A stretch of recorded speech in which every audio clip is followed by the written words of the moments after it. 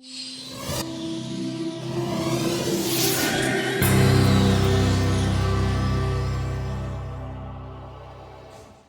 you ever experienced your vacation on a cruise? If you have, close your eyes and recall your memory. If you don't, imagine yourself lying down on the sunbed on a cruise. You can hear the sound of the waves, the shriek of the seagulls, and the sound of people laughing. You can feel the warm sunshine all over your body, and it is full of people filled with joy and happiness. Will we have a chance to feel the atmosphere on the cruise again? Do we need a cruise industry to survive? So, when and how did the cruise industry start?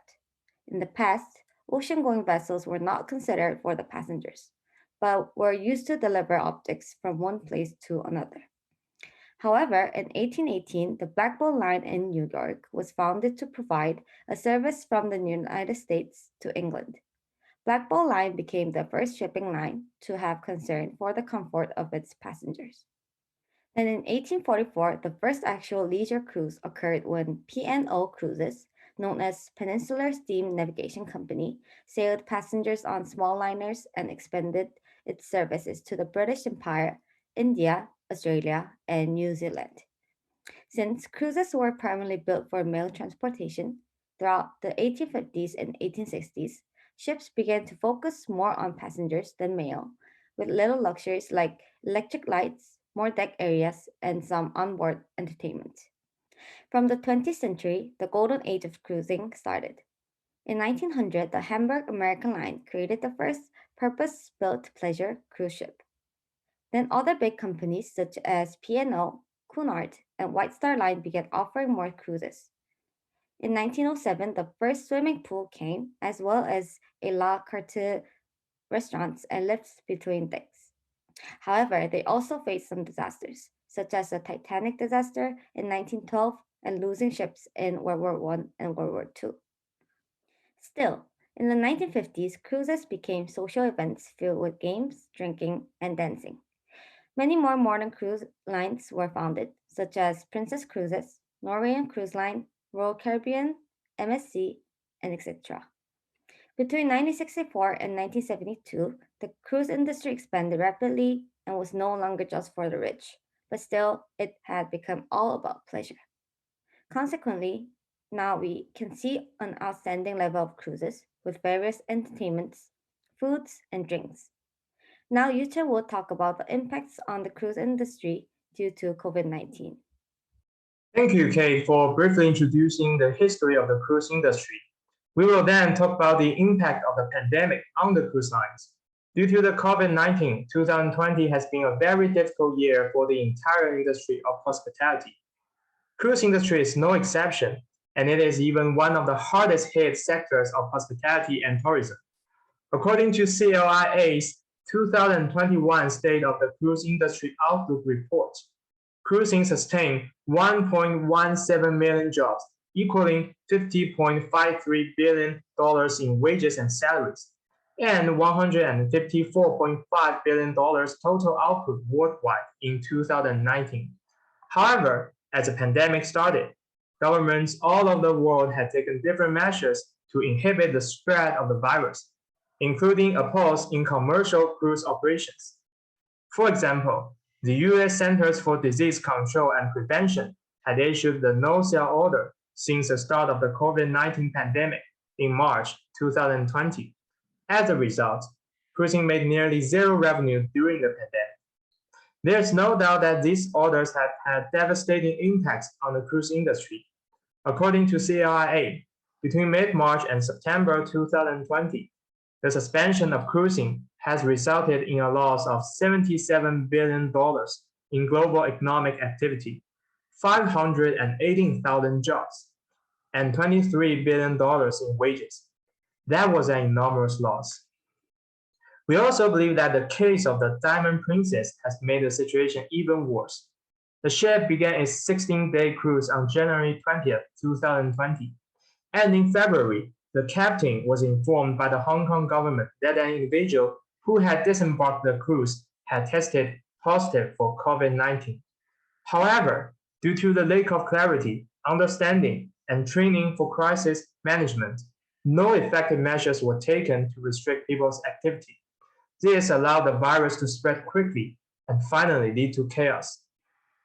This case will certainly reduce people's confidence in the cruise industry and may lead to a further loss in the number of passengers in the future. Nevertheless, we strongly believe that the cruise industry will survive in this global pandemic, despite the devastating impacts it has suffered. Angela will talk more about why the cruise industry should survive. Thank you, Yuchen, for analyzing the fall of cruise industry. There's no doubt that the COVID-19 pandemic has had a serious impact on the tourism industry. Some may question the cruise industry generates so much waste and garbage. Why should we keep it open? Indeed, according to statistics, Carnival Corporation ships emitted nearly 10 times more sulfur dioxide than the all 260 million European cars in 2017. And Royal Caribbean is estimated to have emitted 4 times more than the European car fleet. However, the disappearance of the cruise industry cannot completely remove the impact on nature. In response to some calls to stop cruise ships, Michael Ryan, who is the head of WHO emergency program, said that if we are going to disrupt every cruise ship in the world, on the off chance that there might be some potential contact with some potential pathogen, then where do we stop? Personally, I do agree with his opinion. Nothing in the world is risk-free, and the benefits that the cruise industry brings far outweigh the disasters. So in this case, what we should think about is how to apply sustainability to the cruise industry. Another reason we should keep the industry survive is that it offers the guests with unique travel experience that simply cannot be replicated through any other form. The onboard experience offered by the world's premier cruising lines are second to none. From fine dining to nightlife to a seamless and this variety of family-friendly recreation and entertainment options. And to top it off, passengers then experience the wonders of some of the world's most famous exotic ports of call. The cruise industry, in short, is for our passengers the fulfillment not just of one dream, but of many. But it is not only for our passengers that our industry must survive. The cruise industry is estimated to generate around $75 billion annually. In the Caribbean alone, the cruise industry is estimated to contribute more than $2 billion annually to the regional GDP, accounting for nearly 5% of some island nations' national economies. In light of these facts, it's obvious that the cruise industry must survive, not only for present and future travelers, but also for people who enjoy the experience of a lifetime on board, and for millions of workers, entrepreneurs, and private citizens whose livelihood depends on the cruise industry as well. Thank you for listening to my statement. Next, I will handle it to Xingyue. Hey guys. Thank you, Angela, for analyzing the reason why cruise industry should survive. Next, I'm going to talk about how to survive. The cruise industry should consider reducing the price rate for both the drink and cabin packages, for it to attract new passengers who would love to use ship for travel.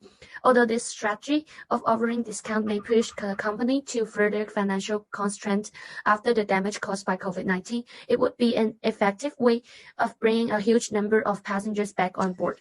The cruise industry ought to actualize the strategy since most cruise liners such as Royal Caribbean Cruise and Norwegian Cruise announced their discount rate after the travel restrictions were lifted.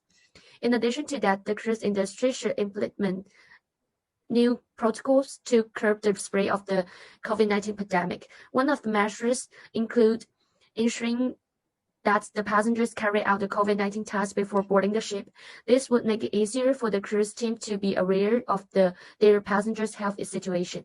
Temperature check and the social distancing rules should also be strictly observed inside the vessel and within the entertainment areas such as the bar and restaurant.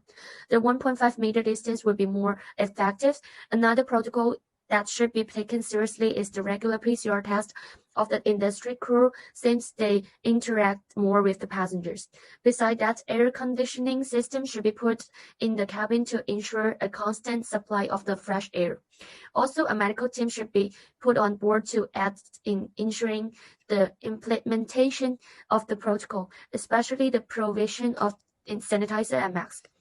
The cruise should ensure that the number of passengers in the cabin is toned down to a specific number to enable effective social distancing by preventing gathering. In addition to that, the cruise industry should consider reaching an agreement with the government for them to provide with facilities for people to be put in quarantine in case of suspect contraction of virus. The government would also help with giving out vaccines to the passengers on board to curb the effect to the COVID-19 virus. In the article Traveling with Intention, which we read in class, Andrew Cohen refers to sustainability as maximizing the vitality of the project or organization, group or community, or potentially to region or planet. And it applies the same to the cruise industry. If we want to achieve the goals, we need to figure out how to achieve emission reduction. In fact, the use of another energy sources, such as liquefied natural gas, hydrogen, or electricity is a more efficient and cleaner choice. In both land and air traffic, electric drive systems are more sustainable and environmentally friendly. Battery-powered drive is more economical than petroleum, especially for marine systems. So, again, do we need the cruise industry to survive? Our answer is yes. Just keep in mind that sustainability is the key for our industry to thrive. Thank you for listening.